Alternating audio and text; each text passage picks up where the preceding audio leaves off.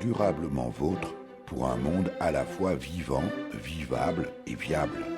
Aujourd'hui, nous évoquerons la rencontre annuelle entre les acteurs de la filière fruits et légumes bio de Lorraine, Alsace et Champagne-Ardenne. Lundi 16 avril 2018 se déroule dans l'enceinte du lycée agricole de Courcelles-Chaussy, en Moselle, la 7e édition du Forum des producteurs de fruits et légumes bio du Grand Est. Nous sommes avec Nadine Piboul, chargée de communication de Bio en Grand Est. Durablement vôtre, en partenariat avec les radios associatives de Lorraine. Nadine Piboul, bonjour. Bonjour. Nadine Piboul, un forum, ça veut un peu tout dire et n'importe quoi. Ici, ce forum, ce n'est pas n'importe quoi. En quoi consiste-t-il et pourquoi un tel forum ? Alors, on est à la 7e édition et le principe de base, c'est que les professionnels installés, les porteurs de projets et, j'ai envie de dire, tous les partenaires qui environnent les professionnels puissent se réunir et échanger et partager tout simplement. Ça veut dire que ce forum est dédié uniquement aux professionnels, pas de grand public ? Non, effectivement, ce sont les professionnels ou les étudiants de l'enseignement agricole puisqu'on est sur le site d'un centre de formation. Alors justement, je posais la question, Nadine Piboul, ce lycée agricole de Courcelles-Chaussy est un établissement pas uniquement dédié à la bio, mais aussi. Tout à fait.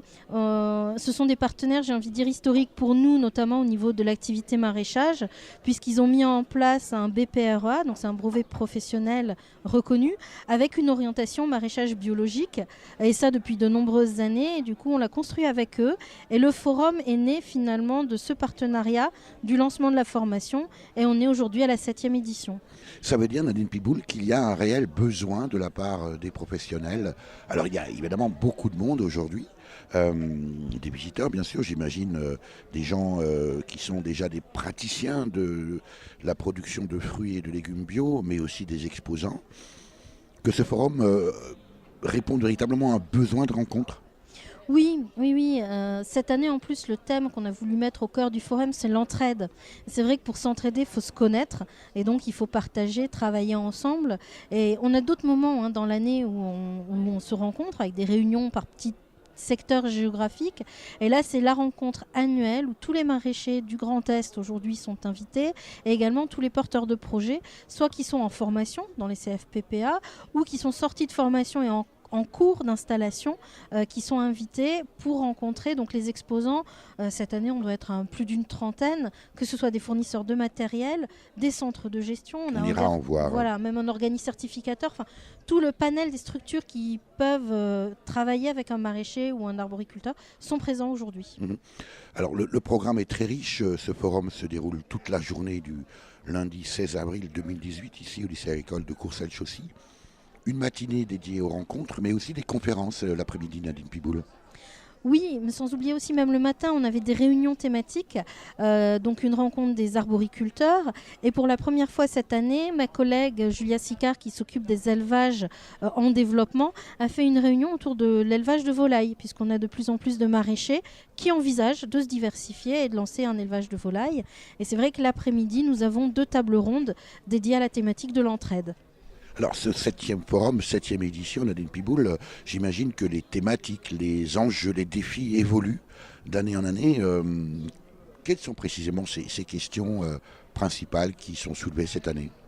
Alors cette année, on a choisi de mettre l'entraide au cœur du forum parce qu'on a eu une année avec des aléas climatiques et des tempêtes qui ont mis à mal certains maraîchers avec des tunnels et des serres qui ont été complètement mis à terre. Et on a eu un bel élan de solidarité entre professionnels qui se sont retroussés les manches pour aller chez les collègues, remonter les serres de façon à ce qu'ils ne soient pas en retard sur la saison.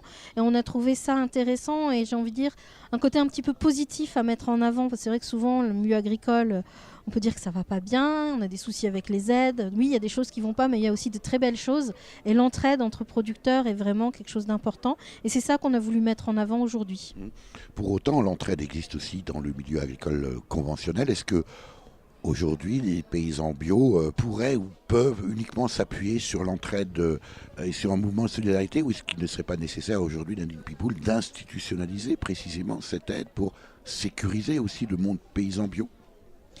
Ce sont deux choses différentes. Là, c'est vraiment des relations humaines. C'est du travail en collectif, c'est du travail ensemble, c'est du respect des uns des autres. Ça, j'ai envie de dire, il ne faut pas l'institutionnaliser. C'est quelque chose de naturel et qu'il faut garder au naturel. Au contraire, c'est ça qui fait la richesse des gens. Il y a quelque temps déjà, Nadine Pipoul, se déroulait le salon de l'agriculture. Évidemment, ce n'est pas le même format ici au lycée agricole de Courcelles-Chaussy. Pour autant, l'ambiance n'est décidément pas la même. Il y a un profil, une culture du paysan bio. Peut-être. Après, on n'est pas dans le même objectif. C'est vrai que le salon de l'agriculture, c'est une grosse vitrine quand on veut faire passer des messages forts et des messages politiques. Même nous, au niveau de la profession bio, on a pu et on s'en sert lorsqu'on souhaite réclamer effectivement auprès des financeurs des moyens suffisants pour l'aide à la conversion ou l'aide au maintien. Aujourd'hui, le forum, c'est vraiment un lieu dédié aux professionnels pour ce temps de rencontre et d'échange. C'est pas le lieu des revendications syndicales, j'ai envie de dire. Chaque lieu et chaque temps pour chaque message. Quel type d'exposants cette fois-ci? Alors on parlera un peu plus tard des visiteurs, on peut les appeler de cette manière-là, mais qui sont aujourd'hui les exposants à ce forum des producteurs de fruits et légumes bio en Grand Est, Nadine Pipoul? Alors j'espère que je vais oublier personne et frustrer personne, mais on a des semenciers, des vendeurs de plants et semences qui sont présents, également des fournisseurs de matériel, soit des fournisseurs qui vendent du matériel, soit des structures qui accompagnent les maraîchers pour de l'autoconstruction. Donc voilà, comment construire soi-même un outil pour aller désherber par exemple. Mais on a également d'autres partenaires qui sont présents, financeurs, par exemple le Conseil régional du Grand Est qui est présent puisqu'il y a des aides à disposition des professionnels, donc ils sont là pour en parler. On a un centre de gestion qui est présent aussi, un organisme certificateur.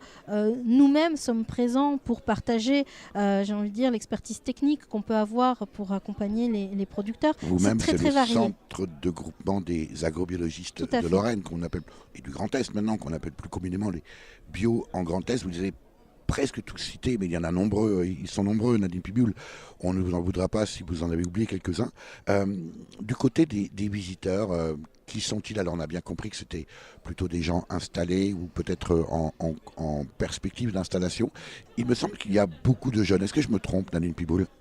Pas du tout. C'est vrai que, notamment en maraîchage biologique, on est sur des profils plutôt d'installation.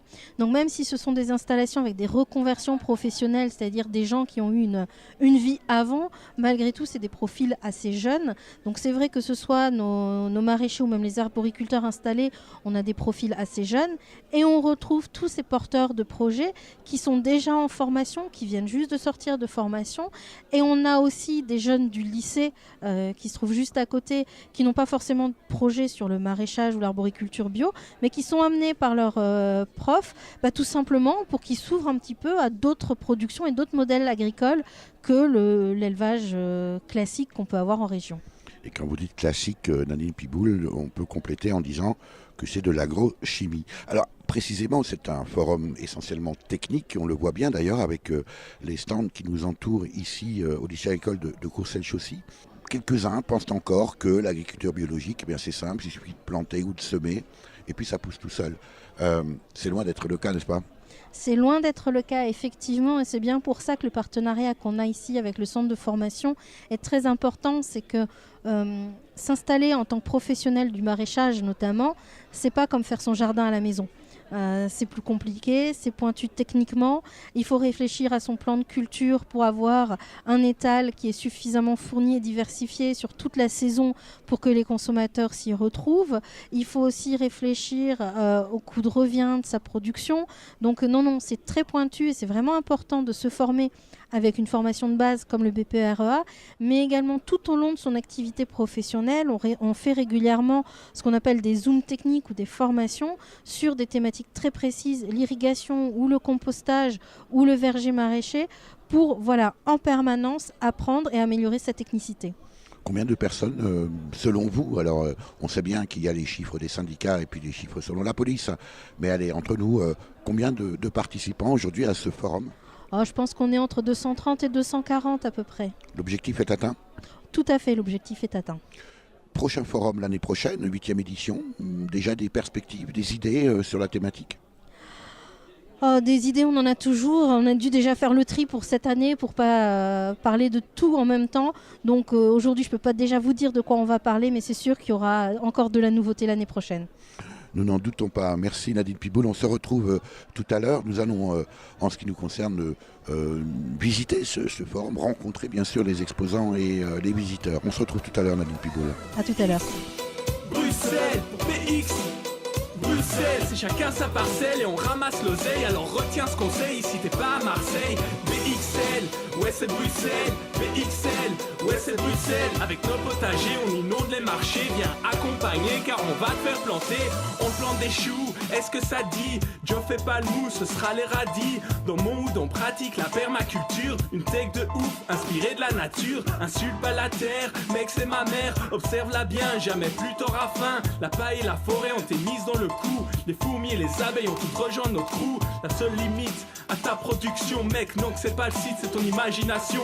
Fais donc les liens, les interconnexions, tu vas voir tout vient et ce à profusion. Pas de pesticides, ni engrais chimiques, non. Pas de tracteur, ici on a des bourriques. Si tu fais ta bête ou ton petit marrant, ici tu pousses des bêtes et des petits marrants, yo. C'est quoi notre quartier? C'est le potager. Qu'est-ce qui fait kiffer? Être à Walpé. Tout le monde sa carotte et tout le monde son poireau. Personne qui porte, personne qui reste sur le carreau. C'est quoi notre quartier? C'est le potager. Qu'est-ce qui fait kiffer? Être à Walpé. Tout le monde son cochon et tout le monde son poney. Et même sans arôme, personne ne reste sur le côté.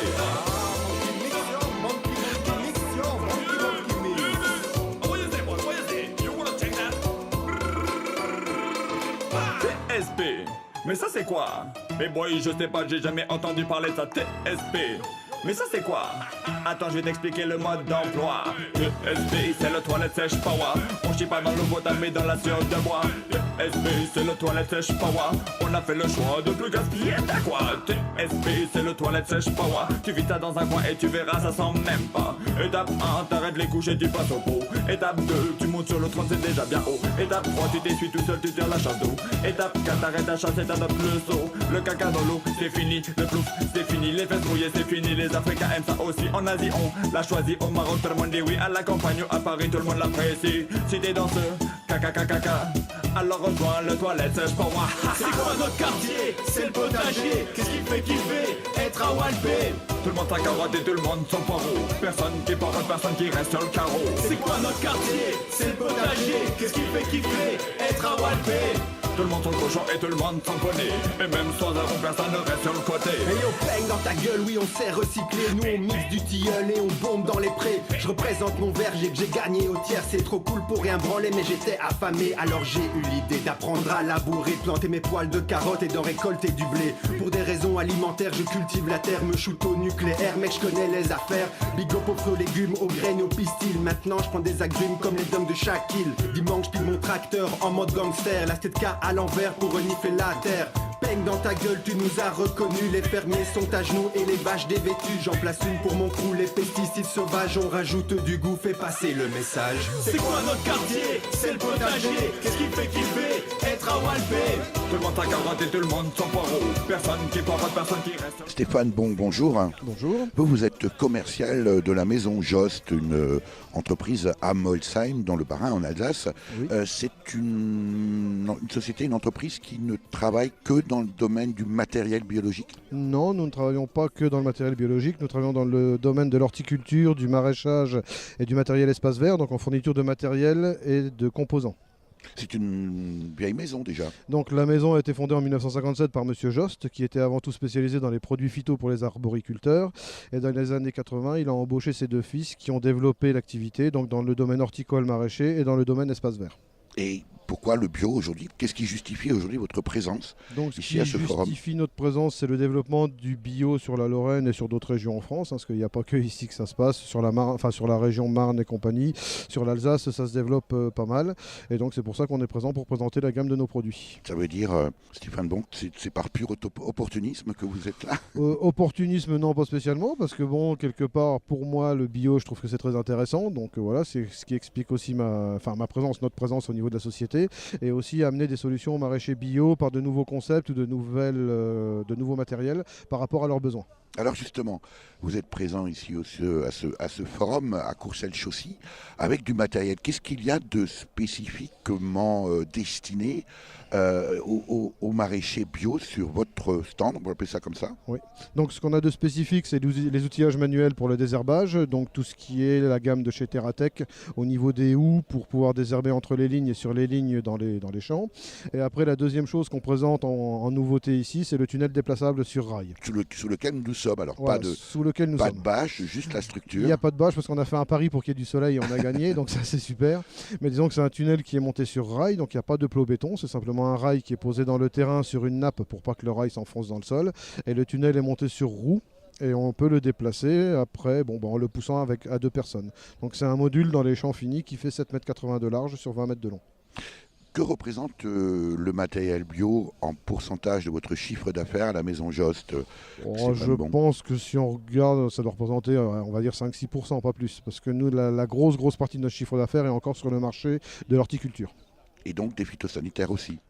Pas spécialement, parce qu'on n'est pas très à cheval dessus. Donc le phytosanitaire, ça devient vraiment quelque chose de spécialisé, vraiment pour des spécialistes en la matière. C'est-à-dire que ce n'est pas le fait de le vendre, il faut pouvoir le conseiller, il faut avoir un certificat qui est obligatoire pour tous les vendeurs et les conseillers, voire même pour les applicateurs. Et puis bon, il faut dire franchement que le produit phyto n'a pas le vent en poupe, mis à part dans le grand monde agricole. Mais sur les petites structures, on en revient à des solutions alternatives pour éviter justement ces produits phyto. Est-ce qu'il y a un questionnement particulier de la part des gens qui viennent vous voir ici sur votre stand? Quand on parle de stand, en fait, vous avez présenté tout votre matériel sur un bout de prairie. Hein. On est en pleine nature, évidemment, entre des terres de maraîchage ici à Courcelles-Chaussy. Est-ce qu'il y a une culture, sans jeu de mots, spécifique de la clientèle bio? Non, une culture spécifique, je pense pas. Je dirais après, on essaie surtout de leur apporter des solutions par rapport à leurs demandes, parce que les questions sont très diverses et très variées, parce que chacun a ses problèmes spécifiques suivant les endroits où il est, entre les natures de terrain, des terrains caillouteux, pas caillouteux, des terrains en pente, des terrains tout à plat, des problèmes d'arrosage, parce que c'est souvent le gros problème qu'ils ont. Donc on essaye, par rapport à ce qu'on nous pose comme question, de trouver des solutions. Est-ce que ça change les choses, Stéphane Bon, lorsqu'on est commercial comme vous, de faire la promotion de matériel plutôt respectueux de l'environnement et de la biodiversité, plutôt que précisément, je reviens au phytosanitaire? Non, c'est simplement une volonté. C'est-à-dire que moi, j'ai jamais trop été phyto, sans être bio à 200%, comme je dis souvent. 100%, c'est bien. Voilà, mais c'est vrai que si on peut éviter un produit phyto et partir sur une méthode alternative, moi, ça me va bien, tout simplement. Donc voilà. Vous qui êtes directement en contact avec la clientèle, Stéphane Bon, comment voyez-vous l'évolution du bio? On sait que les chiffres tournent, alors selon la consommation qui est en nette hausse, mais aussi la part de surface agricole utile qui commence à grimper. Pour autant, ça reste encore un peu un secteur de niche. Comment voyez-vous l'évolution d'un point de vue commercial cette fois-ci? D'un point de vue commercial, l'évolution, de toute façon, elle va aller en grandissant parce que les gens veulent de plus en plus des produits respectueux de la nature, tout simplement. Après, le gros problème que rencontrent les producteurs, c'est le foncier. Parce que ça, il faut bien l'avouer, beaucoup ont énormément de mal à trouver du terrain pour pouvoir s'installer. Alors c'est sûr qu'on peut avoir le terrain qui vient du grand-père, du grand-oncle, de la grand-mère, donc ça c'est impeccable quelque part. Mais beaucoup de gens, je dirais, si vous demandez aux gens qui veulent s'installer, le gros problème qu'ils ont, c'est le foncier. Merci Stéphane Bon. De rien, bonne journée. Durablement vôtre, Éric Mutschler. Nous sommes toujours au forum des producteurs de fruits et légumes bio en région Grand Est, aujourd'hui 16 avril 2018. Ce forum se déroule au lycée agricole de Courcelles-Chaussy, comme tous les ans. On vient d'entendre le propos de Stéphane Bon de la Maison Jost, et bien ça tombe bien, nous sommes avec Anne-Lise Henry, directrice de l'association Terre de Liens Lorraine. Bonjour Anne-Lise. Bonjour. Beaucoup de monde aujourd'hui à ce forum. La question de l'accès à la terre, vous confirmez, Anne-Lise Henry? Oui, en fait, la problématique pour l'installation agricole bio, c'est vraiment la disparition des terres agricoles. Mais c'est spécifique au monde de la bio? Non, c'est pas spécifique au monde de la bio. Aujourd'hui, on a 200 fermes qui disparaissent chaque semaine en France, ce qui correspond à peu près à 1300 hectares chaque semaine qui disparaissent. Que deviennent ces terres ? Alors, elles disparaissent sous le béton et le bitume, c'est ce qu'on a tendance à dire. Et puis, on a des fermes de plus en plus grandes et de moins en moins nombreuses. C'est-à-dire que c'est la course à l'agrandissement. On a des fermes qui sont déjà assez conséquentes et qui attendent que l'agriculteur du coin parte en retraite pour racheter les hectares supplémentaires pour pouvoir cultiver. Donc nous, l'objectif de Terre de Liens, c'est vraiment d'installer des agriculteurs en bio. Et les porteurs de projets que nous accompagnons, qui veulent s'installer, c'est des agriculteurs qui, de toute façon, ne sont pas issus du milieu agricole. Parce que quand on est fils d'agriculteur, on a moins de problématiques. C'est ce qu'on appelle les néo-ruraux. Voilà, les néo-ruraux. Donc en fait, ces personnes-là ont des difficultés d'approcher le monde agricole pour s'installer. Pour autant, Anne-Lise Henry, il existe malgré tout une structure dont normalement c'est le rôle. Ce sont les fameuses SAFER. Oui, le rôle des SAFER. Nous, on travaille beaucoup avec la SAFER en Lorraine, maintenant SAFER Grand Est, pour pouvoir préserver les terres agricoles. C'est-à-dire que chaque année, on a 50 porteurs de projets supplémentaires, donc nous, ça fait 10 ans qu'on est en Lorraine, qui nous interpellent et qui disent nous, on cherche du foncier. Et notre boulot, c'est aussi aux côtés de la SAFER de trouver du foncier pour ces agriculteurs-là. Mais est-ce que, a priori, ça ne devrait pas être le rôle des SAFER précisément que de permettre à ces néo-ruraux ou des agriculteurs, des jeunes agriculteurs, de s'installer? Alors, pardonnez-moi la question un peu brutale, mais est-ce qu'il n'y a pas double emploi entre la SAFER et Terre de Liens? Non, parce que nous, Terre de Liens, on accompagne les porteurs de projets qui nous disent « Oh, j'ai pas été voir la SAFER, ça a l'air d'être des gros méchants, etc. » Et nous, on a justement monté un partenariat qui nous permet de démystifier l'image peut-être que les gens ont de la SAFER, mais de dire on peut aussi travailler à leur côté pour préserver des terres agricoles. Et les agriculteurs qu'on installe, la SAFER est au courant et c'est peut-être pas vrai partout en France, mais nous, dans le Grand Est, et notamment en Lorraine, on travaille beaucoup avec eux pour se dire on peut préserver des unités foncières et se dire que les porteurs de projets qu'on installe, c'est viable, faisable. Il y a un gros travail en amont technique, juridique, économique pour se dire on ne va pas installer des gens qui vont se précariser, mais on voit que c'est possible, quoi. Est-ce qu'il y a une spécificité des jeunes qui souhaitent s'installer en maraîchage ou en production de fruits, quand on est en bio en particulier, Anne-Lise Henry? La spécificité, alors nous liés au foncier, c'est-à-dire qu'en fait ils cherchent des petites unités agricoles. La difficulté c'est que aujourd'hui les fermes qui sont à transmettre, c'est des gens qui sont installés après-guerre, donc on va avoir tous les agriculteurs qui vont transmettre en même temps. C'est pas un mythe, on avait très peu d'agriculteurs qui voulaient transmettre il y a quelques années. Maintenant, on en a énormément, alors qu'ils soient conventionnels ou bio. Ils cherchent vraiment à ce que les exploitations soient sauvegardées, souvent des exploitations un peu familiales. Et nous, les porteurs de projets ils cherchent sur des petites unités. Donc, on va peut-être avoir une exploitation à vendre ou à transmettre qui va être de l'ordre de 200 hectares ou 150 hectares. Et puis, nous, les personnes qui nous sollicitent, c'est plutôt des gens qui vont chercher des unités de 2 hectares pour du maraîchage, de 3 hectares. Et puis, sur du petit élevage, donc que ça soit volaille, chèvre, porc, etc. On va être sur 30, 40 hectares. Donc l'idée, c'est de faire matcher l'agriculteur qui transmet sur une grosse unité et de construire finalement des ateliers différents sur ces grosses unités pour que les exploitations puissent être reprises. Avec une spécificité chez Terre de Liens, Anne-Lise Henry, c'est aussi permettre aux citoyens, aux consommateurs de contribuer à l'installation d'un jeune en bio. Oui, tout à fait. C'est-à-dire qu'à Terre de Liens, en fait, quand un jeune ne peut pas acquérir le foncier, nous, on peut intervenir en levant de l'épargne citoyenne à travers notre foncière Terre de Liens qui existe depuis 2007 pour pouvoir acheter le foncier à la place de l'agriculteur. C'est-à-dire qu'il ne s'endette pas trop pour pouvoir acheter le foncier. Donc un exemple, par exemple à Pierre-Latrèche, où on a installé Sébastien Zenacker en maraîchage bio. Nous sommes allés voir durablement vôtre. Voilà. Et en fait, où nous, on a acheté le foncier pour que l'agriculteur ne s'endette pas plus que ça. Et est-ce que le bio se développe et est-ce que vous permettez précisément à travers Terre de Liens, Anne-Lise Henry, à ces jeunes de s'installer? Oui, tout à fait, le bio se développe et c'est aussi grâce à des formations comme celles qui sont dispensées à Courcelles-Chaussy que ça se développe. Parce qu'en fait, si on n'a pas de formation en agriculture bio sur le territoire, on n'installera jamais des paysans. Merci Anne-Lise Henry. Merci. In the blackness of the night, I seem to wander endlessly, with a hope burning out deep inside. I'm a fugitive, community has driven me out.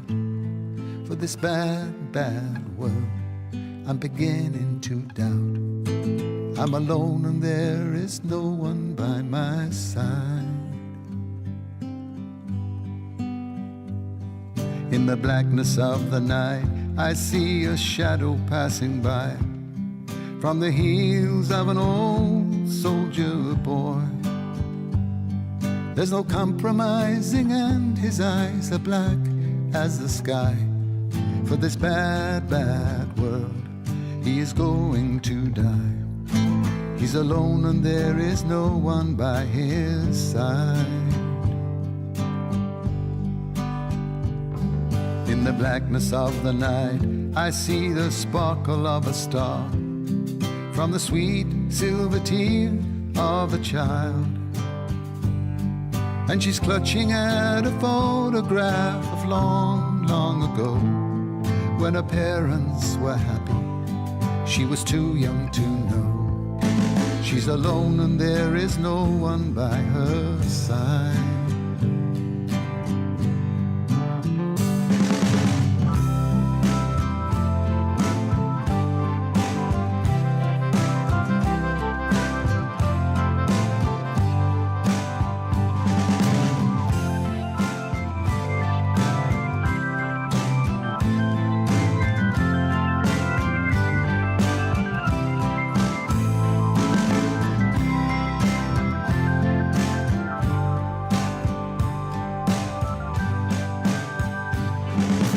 Blackness of the night, I seem to wander endlessly, with a hope burning out deep inside.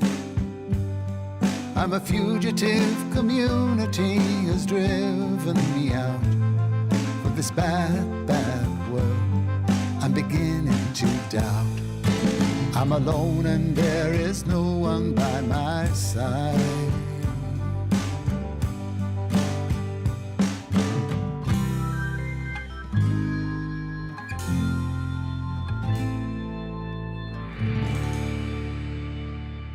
Nous sommes toujours au Forum des producteurs de fruits et légumes en bio en région Grand Est qui se déroule aujourd'hui le lundi 16 avril 2018 au lycée agricole de Courcelles-Chaussy. C'est un événement dorénavant annuel et parmi les nombreux exposants, il y a également beaucoup de participants, dont vous. Bonjour. Bonjour. Quel est votre prénom et votre nom ? Alors, je m'appelle Mégane Christen et je suis productrice maraîchère bio avec ma sœur à Inglange. Et c'est une installation récente. On s'est installé fin 2017, on a créé la société, mais ça fait 2 ans qu'on cultive là-haut. Et donc ça fait depuis que j'ai fait la formation à Courcelles-Chaussy en 2014 que je viens tous les ans au forum maraîchage bio. Donc vous connaissez la maison et les lieux. Voilà, tout à fait. Et alors pourquoi est-ce que je viens tous les ans ici ? C'est déjà pour revoir tous les collègues et les nouveaux stagiaires qui vont s'installer bientôt. Et c'est également pour voir toutes les personnes qui font des présentations, qui proposent du nouveau matériel, des nouvelles semences et voir un peu les nouveautés, quoi. Alors, comme je suis quelqu'un de plutôt bien élevé, on m'a toujours dit qu'il ne fallait jamais demander l'âge à une dame, mais vous me semblez plutôt jeune, Mégane. Qu'est-ce qui vous a amené à vous installer en bio et est-ce que c'est votre formation initiale ? Alors, à la base, j'ai fait une formation à Bridoux, donc en écologie. Ça, c'est l'université. Voilà, à l'université. Et j'ai eu envie de travailler concrètement pour le changement de monde, en fait, faire un monde meilleur. Et je me suis dit que l'agriculture pouvait vraiment aider à ça, parce qu'on a vraiment un impact réel sur sa parcelle. Donc, j'ai fait la formation à Courcelles-Chaussy et ça m'a convaincue dans mon projet. J'ai élaboré de mieux en mieux et ma sœur m'a rejoint sur cette idée. Donc on a créé la ferme voilà, petit à petit et elle prend forme de plus en plus. Qu'est-ce que ça vous apporte concrètement de participer, enfin en tout cas d'être présente cette année ici sur ce forum des producteurs de fruits et légumes bio. Est-ce que c'est aussi une manière de quitter un peu une forme d'isolement que l'on peut peut-être parfois rencontrer sur sa ferme ? Notamment que quand on cultive des légumes, ça ne parle pas beaucoup les légumes, hein, c'est pas très interagissant. Alors nous, on a la chance de faire de la vente directe, donc on voit nos clients plusieurs fois par semaine. Donc on n'est pas aussi seul que des agriculteurs qui vendraient en gros et qui voient juste la personne de la coopérative qui leur prend leur camion de céréales. Donc c'est déjà pas la même chose. Et on a également la chance d'avoir des formations avec le CGA de Lorraine, donc c'est le groupement des agrobiologistes lorrains. où on voit déjà les collègues plusieurs fois par an lors des réunions, les zooms techniques, les formations. Mais c'est vrai que là, c'est vraiment la réunion de tous les maraîchers, de tous les porteurs de projets. On a vraiment du mal à faire 10 mètres sans croiser quelqu'un qu'on connaît. Donc c'est quelque chose de très chaleureux et c'est vrai que ça fait plaisir tous les ans de revoir tout le monde ici, autour d'un bon repas, notamment bio. Alors, voilà. On a bien compris aussi, Mégane Christen, que votre projet d'installation, il y a une forte dimension idéologique, malgré tout, au sens où il y a un engagement. Quelle différence entre le rêve et la réalité ? Quand on essaie d'appliquer ses rêves concrètement sur son terrain, des fois on est obligé de faire des concessions. Par exemple, moi je voulais utiliser que du paillage organique et je me suis vite rendu compte du temps que ça prenait et que pour l'instant il valait mieux qu'on fasse un compromis et utiliser du paillage plastique qui dure plusieurs années, pas des choses qu'on jette tous les ans. Mais voilà, on a un rêve, on a des idées de départ. Et une fois qu'on essaie de les mettre en œuvre concrètement, la réalité nous rattrape de toute façon sans qu'on ait besoin de rien faire. Donc il faut savoir faire des compromis, quoi. Est-ce que vous encourageriez aujourd'hui des jeunes à s'installer en maraîchage ou en production de légumes en bio ? Moi je suis contente d'avoir en tout cas essayé. Il faut essayer, quoi. S'il y a cette idée-là qui trotte dans la tête, je conseillerais d'abord de travailler chez des maraîchers pour voir vraiment si le travail correspond à ce qu'on s'en fait comme idée. Parce qu'il y a des personnes qui partent vraiment, à qui ça correspondrait mieux de faire un petit jardin pour pouvoir vraiment faire ces petits tests, ces petites choses en permaculture par exemple, qui ne sont pas réalisables dans quelque chose de vraiment productif pour en vivre. Donc vraiment travailler chez des maraîchers, avoir de l'expérience pour confronter ses rêves à la réalité, à la réalité économique. Mais c'est clair que moi je ne retournerai pas en arrière, même si c'est pas toujours facile. C'est vraiment un super métier, on apprend tous les ans, tous les jours. Et je leur dirais, il faut essayer, quoi. On sent votre enthousiasme. Merci Mégane Christen, on va vous laisser Merci à vous. Continuer à bien sûr fréquenter ici déjà les nombreuses personnes que vous connaissez déjà et puis peut-être aussi découvrir de nouvelles choses. Durablement vôtre, Éric Mutschler. Nous continuons notre visite ici à ce forum des producteurs de fruits et légumes bio en région Grand Est ce lundi 16 avril 2018. Nous sommes au lycée agricole de Courcelles-Chaussy. Alors évidemment, on ne pourra pas avoir tous les exposants qui sont très nombreux, au moins aussi nombreux, presque aussi nombreux que les participants, les visiteurs. Beaucoup de jeunes d'ailleurs qui cherchent à s'installer, à avoir des informations. Et précisément parmi les stands, le vôtre, Jean-Louis Keller, bonjour. Bonjour. Jean-Louis Keller, vous avez ici un stand. Alors nous sommes dans un hall peut-être d'entreposage de céréales, je ne sais pas. En tout cas, aujourd'hui, ça sert à vous accueillir, vous, les participants et les standistes. On est sur votre stand, le stand Sativa. C'est un stand, on le découvre, c'est un stand d'un semencier bio, mais la maison mère est suisse. Oui. Et donc, ça veut dire qu'on n'a pas de semencier bio en France ? Si, bien sûr, il y a des semenciers bio en France. Des semenciers bio, j'entends par là, qui ne font que de la semence en culture biologique. Si, bien sûr, il y en a. Mais je me suis plutôt rapproché de Sativa parce que j'ai trouvé avec ce semencier quelqu'un qui avait la volonté aussi de créer de nouvelles variétés bio pour le maraîcher bio. Et pas forcément que partir avec des variétés anciennes. C'est pas que je sois fermé à toutes ces variétés anciennes, au contraire c'est un capital inestimable pour créer des nouvelles variétés. C'est le patrimoine.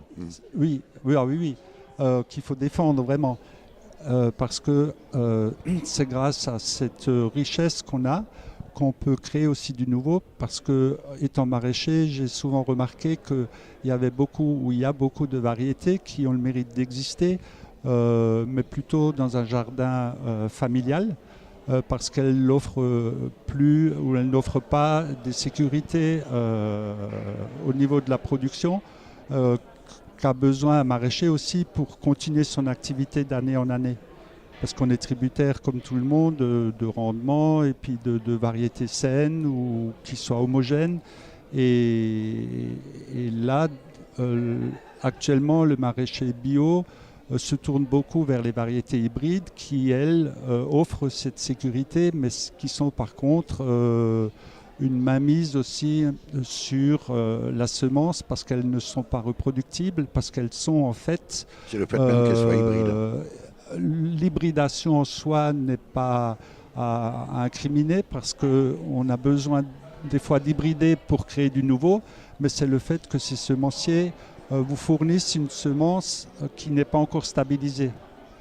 Hybrider, c'est une bonne chose, on peut dire, mais vendre la semence à peine hybridée, donc en F1, en première année, ça fait qu'en la ressemant, on retombe de nouveau sur les parents, on peut dire. Et donc, on a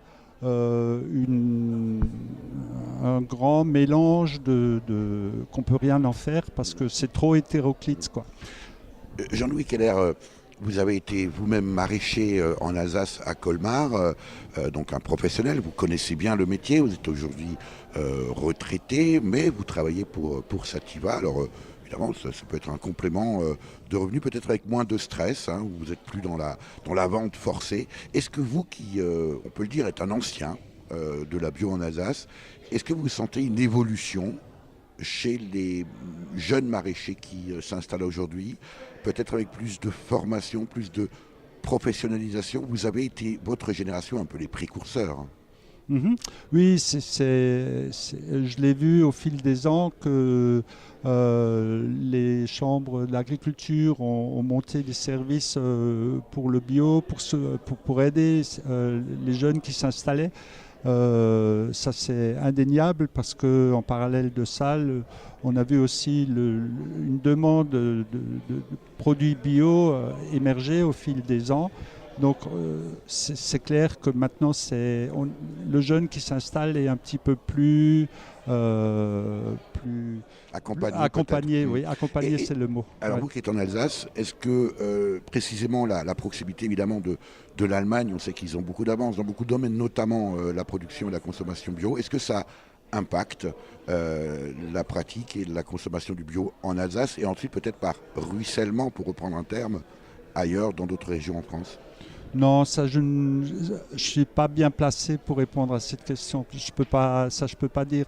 Mais c'est clair que je me suis tourné vers un semencier suisse parce que c'est un peuple, je trouve, avec les Allemands, qui est très pragmatique et qui se donne les moyens pour avancer aussi sur des questions tout à fait pratiques, concrètes. Oui, ils peuvent se donner les moyens, quoi. Merci Jean-Louis Keller. Merci. Il avait un commerçant, je vous dis qu'il est achalant. Quand il s'agissait de chanter, il se faisait pas prier. À 5 heures du matin, il chantait ses gai refrains, des carottes puis des navots. Venez voir comme ils sont beaux. Oh, on en a des légumes, des carottes puis des navots, des betteraves puis des poireaux. Oh oui, on en a des beaux choux, des patates puis des tomates. On en a des roues, des vertes.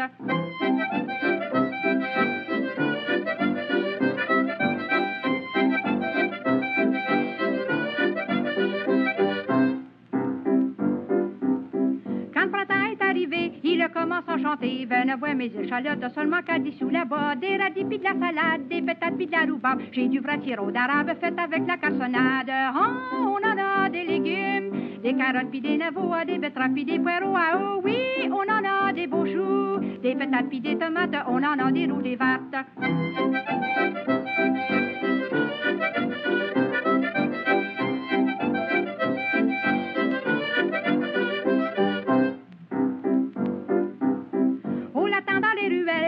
Du haut d'oreille, le visage tout en grimace, je vous dis qu'il donne pas sa place. On en a des beaux cocons, on en a pour tout le monde. Y en a pas dans le quartier qu'à des beaux cocons comme moi. Oh, on en a des légumes, des carottes puis des navots, des betteraves puis des poireaux. Oh oui, on en a des beaux choux, des patates puis des tomates, on en a des roux, des vertes.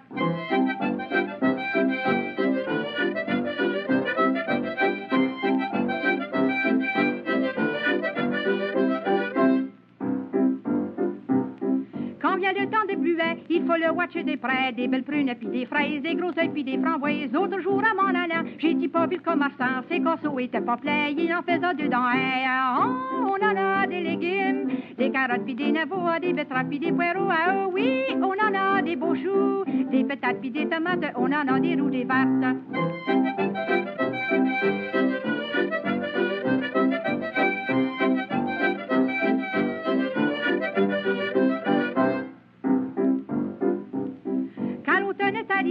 vient tout découragé. Il va vendre sa wagon pour un petit flacon de gin. Il s'en va tout de travers en se faisant les mâchoires. Je vous dis quel débarras, il chante plus depuis ce temps-là. Oh, on en a des légumes, des carottes puis des navaux, des betteraves puis des poireaux. Oh oui, on en a des beaux choux, des patates puis des tomates, on en a des roues, des vattes.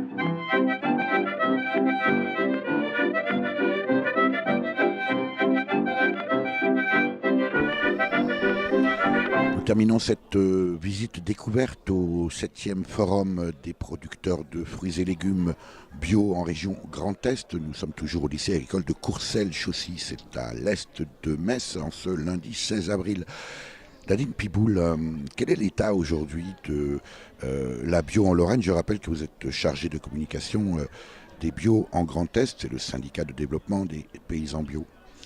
Alors, fin 2017, on a atteint la barre des 6% de la surface agricole utile de la région Lorraine, conduite selon le cahier des charges de l'agriculture biologique. Donc nous en sommes satisfaits puisqu'on a eu une très belle progression avec de nombreuses conversions depuis plusieurs années. Donc 2017 également a connu cette belle dynamique de conversion avec une centaine de nouvelles fermes qui ont fait le pas à l'agriculture biologique, soit par des installations, soit par des conversions. Donc non, vraiment, on a une belle dynamique qui s'est maintenue malgré des incertitudes et des manques de visibilité au niveau des aides. Mais voilà, on voit bien que les consommateurs sont là, la consommation continue à progresser, la société souhaite des produits bio et les producteurs sont de plus en plus nombreux à passer le pas et à passer en bio. À vous écouter, Nadine Piboul, on a l'impression, on a le sentiment que tout le monde aspire à la bio, de plus en plus de paysans, de producteurs, de consommateurs. Finalement, il n'y a guère que le gouvernement qui ne suit pas et qui ne comprend pas les enjeux. C'est un peu radical comme position. Je pense qu'au niveau du gouvernement, il y a un discours, il y a effectivement des objectifs qui sont annoncés. Malgré tout, on a le problème des moyens. On a aujourd'hui encore un peu un manque de lisibilité sur les moyens qui nous ont annoncés, de voir concrètement d'où ils viennent et où ils vont aller pour maintenir cette dynamique. Après, ce qu'il ne faut pas oublier non plus, c'est que passer en bio, beaucoup de producteurs y pensent et font le pas, mais c'est quand même quelque chose qui peut être difficile, qu'il faut accompagner, qui peut prendre du temps. J'ai encore l'exemple d'un paysan avec qui je discutais. Lui, il lui a fallu 10 ans, entre le moment où il a commencé à y réfléchir et le moment où il a passé le pas. Donc voilà, c'est un travail de longue haleine et on sème aujourd'hui les graines pour les années à venir.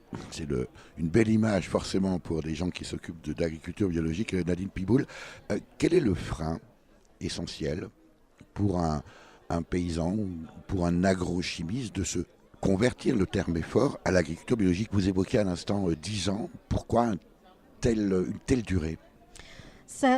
On ne peut pas indiquer un seul frein parce que c'est spécifique à chaque personne, à chaque histoire, à chaque exploitation également. Ça peut être un frein parce qu'on reprend l'exploitation familiale qui a été conduite d'une certaine manière par le père, par le grand-père. Et passer en bio, c'est un peu remettre tout ça en cause. Donc, ce n'est pas forcément facile.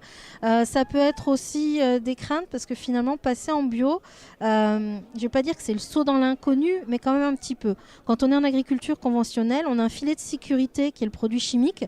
S'il y a un souci, une invasion de ravageurs, etc., on sait qu'on pourra intervenir après coup. En bio, ce n'est plus le cas. On est dans le préventif. On fait tout ce qu'il faut pour que ça se passe bien. Et j'ai envie de dire, après, on croise les doigts. Et ce saut dans l'inconnu peut faire peur. Après, on voit bien concrètement les producteurs qui passent le pas. Souvent, ils nous le disent. J'avais peur, je m'inquiétais d'eux. Mais c'est pas ça qui s'est passé. Donc voilà, il y a quand même des freins, des difficultés. Il faut du temps, les choses se font petit à petit et chacun y va à son rythme. Le débat récent sur pour ou contre le maintien du glyphosate dans l'agriculture chimique, ça ne risque pas de ralentir encore davantage ce processus de conversion? Je pense que ça a cristallisé des choses. On a effectivement eu le ressenti que certains producteurs conventionnels se sentaient agressés un petit peu plus parce je pense qu'ils savent tous que ça coince, que ça va pas pouvoir durer comme ça. Et c'est vrai qu'être mis comme ça au pilori, c'était pas forcément facile à vivre pour eux.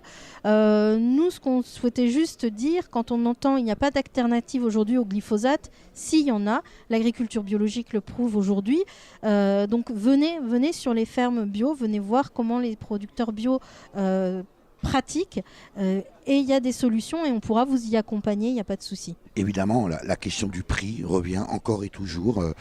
Nadine Piboul, dernier propos sur cet aspect-là de la consommation, de la production bio. J'ai presque envie de botter en touche parce qu'on a un projet de conférence à l'automne sur cette thématique du prix, du coût de revient et du juste prix finalement des produits bio. Je pense que ce qui est important juste à dire aux consommateurs, c'est qu'il faut que les paysans vivent de leur métier. Et pour vivre de leur métier, il faut trouver un juste prix. On voit également que les aides agricoles sont de plus en plus remises en cause. Or, que ce soit en conventionnel mais même en bio, les aides constituent une partie du revenu des exploitations. Donc il faut revoir effectivement le prix payé du produit par le consommateur. Et c'est pas forcément payer plus cher pour engraisser les gens, mais juste payer le juste prix. L'invité de Durablement Vôtre, coup de gueule ou coup de cœur?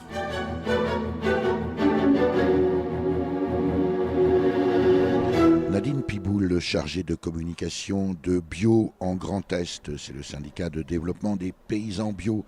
Vous êtes, avec d'autres bien sûr, coordinatrice, donc c'est le principe de la coordination, de la co-organisation de ce 7e forum des producteurs de fruits et légumes en région Grand Est, au lycée agricole de Courcelles-Chaussy, en ce lundi 16 avril.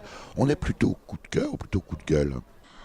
C'est, on va dire, un petit coup de gueule. C'est vrai qu'aujourd'hui, quand on dit qu'on travaille dans l'agriculture biologique, tout le monde nous dit « Ah, mais c'est génial, ça se passe trop bien !» Enfin, tout va bien dans le meilleur des mondes. Alors c'est vrai qu'on a beaucoup de discours, on a beaucoup d'effets d'annonce pour donner des objectifs ambitieux à la bio. On a également la consommation qui est présente. Par contre, c'est vrai que sur les moyens pour aider et soutenir les producteurs, même moyens pour le développement et l'animation, c'est un peu la période de vache maigre. Tout le monde court après l'argent et c'est un peu dommage parce qu'on voit bien qu'il y a des choses à faire. Si on veut atteindre des objectifs ambitieux, il faut mettre des moyens cohérents en face et c'est vrai qu'on les cherche encore un petit peu. En même temps, l'image même de l'agriculture bio, des paysans bio, même des consommateurs bio, même si certains s'évertuent encore à les faire passer pour des bobos, a beaucoup changé. Donc c'est plutôt encourageant comme perspective, Nadine Piboul. Oui, après c'est vrai que moi je suis dans la bio depuis 2004 et j'aurais eu envie que ça aille plus vite.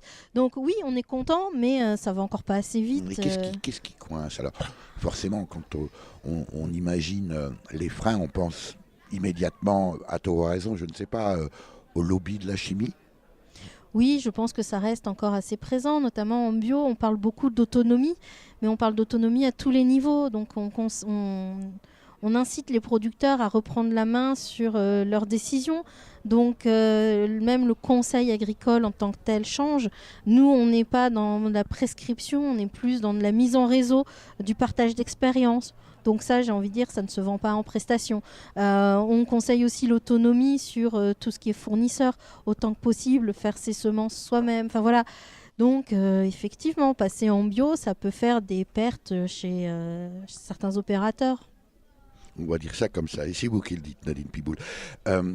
Passer de la consommation de grandes surfaces, quelquefois à très bas coût, à une alimentation bio, forcément plus chère, c'est une petite, peut-être même une grande révolution culturelle dans l'esprit des gens.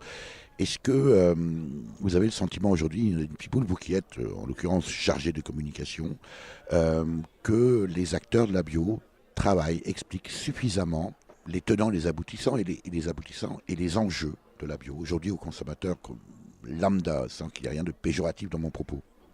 Alors je pense que oui, on le fait, peut-être pas encore assez, mais j'ai envie de dire, on ne peut pas être partout, on ne peut pas être au four et au moulin.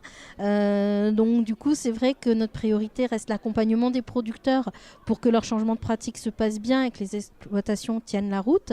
Après, j'ai envie de dire, moi, les meilleurs ambassadeurs de la bio, c'est les producteurs bio eux-mêmes. Et donc, on est plutôt là pour les aider, les appuyer. Mais finalement, il n'y a rien de mieux qu'un paysan qui va expliquer aux consommateurs comment il travaille, pourquoi il fait ça comme ça, et c'est comme ça que ça passe le mieux.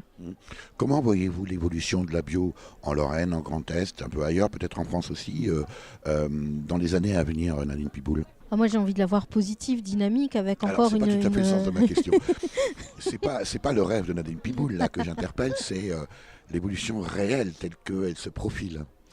Mais ça, j'ai vraiment du mal à répondre. Quand on me pose la question comme ça, je réponds que je ne suis pas Madame Irma, je n'ai pas une boule de cristal pour le dire. Ça dépend de facteurs tellement nombreux que c'est vraiment difficile. Malgré tout, on sent un vrai changement de fond. Voilà, les 3 dernières années, on a eu des dynamiques de conversion vraiment exceptionnelles par rapport à ce qu'on avait. Certains pensaient que ça allait s'essouffler. On constate que non, ça ne s'essouffle pas. Donc le potentiel est immense et on peut avoir encore beaucoup de conversions. Une dernière question, Nadine Piboul, et puis je vais vous laisser retrouver tous les participants à ce forum des producteurs de fruits et légumes bio en région Grand Est.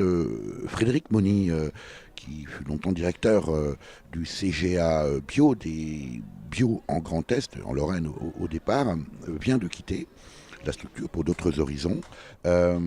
Qui prend sa suite et surtout quel chantier attend de son successeur ou sa successeuse en l'occurrence? Alors c'est une demoiselle, enfin une dame, Madame Cubizol, qui va prendre la place de Frédéric Moni. Les chantiers qu'on a actuellement, c'est finaliser la fusion de notre réseau avec ce passage en Grand Est. Et si j'ai une petite occasion quand même, on est en train de recruter en Champagne-Ardenne, nos collègues, on recrute quelqu'un sur un poste d'élevage et d'animation territoriale. Donc si ça vous intéresse, vous êtes les bienvenus. Alors moi, pas personnellement, mais peut-être vos auditeurs. L'un ou l'autre de nos auditeurs. Merci Nadine Piboul. Merci à vous. Je rappelle que vous êtes chargé de communication de Bio en Grand Est, co-organisateur du 7e Forum des producteurs de fruits et légumes bio du Grand Est qui se déroulait lundi 16 avril 2018 dans l'enceinte du lycée agricole de Courcelles-Chaussy en Moselle. Pour en savoir plus, rendez-vous sur www.bioenlorraine.org. Vous avez pu écouter dans l'ordre Les Potes âgés par le groupe bruxellois 100% bio Pang, Blackness of the Night par l'anglais Youssouf Cat Stevens, paru sur l'album Laughing Apple sorti en 2017. Et enfin, Ah oui, on en a des légumes par la québécoise Marie Traverse, la très réputée Madame Bolduc, un titre que nous sommes hélas pas parvenus à dater. À la technique et au montage, Véronique Olivier. Vous pouvez réécouter cette émission dès la semaine qui suit sa première diffusion sur le site www.durablementvôtre.fr.